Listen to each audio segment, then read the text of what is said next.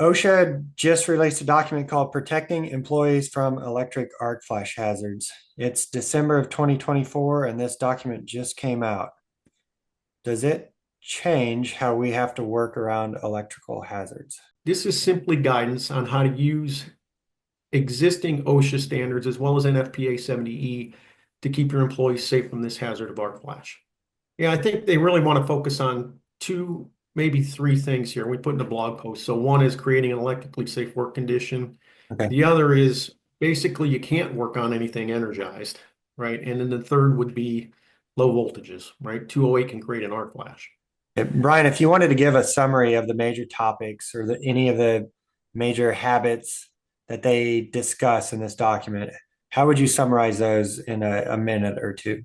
Jeff, right in the beginning of the document, there is an introduction there, and OSHA really focuses on a couple of different things, and they call them myths. And the first myth being just because you de-energize a piece of equipment, in other words, you shut off the power, that doesn't mean it's safe to work on. Okay, and OSHA points you to NFPA 70E.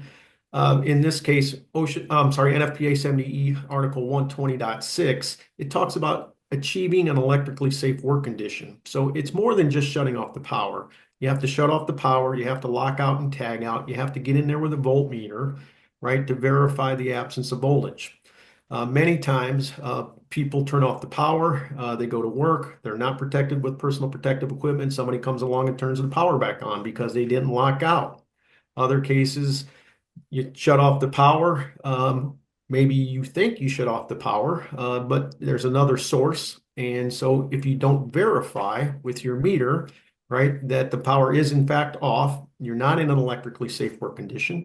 And consequently, you have to work on the equipment. You have to consider the equipment to be in an energized state. And so now you're going to have to protect yourself with personal protective equipment and things along those lines. You have to lock out, tag out, verify before you can work without your personal protective equipment on. The other would be working on things with the power on. Okay, if we follow OSHA standards, it's almost impossible to justify working on things with the power on. OSHA 1910-333 is very specific. You can only work on electrical equipment with the power on under a few circumstances. Number one would be troubleshooting. You are allowed to troubleshoot with the power on. It would say if the employer can demonstrate that de-energizing would introduce an additional hazard or put others at an increased risk, you can work with the power on. And they give you an example of shutting down life support equipment or turning off hazardous location ventilation equipment. And the third would be less than 50 volts.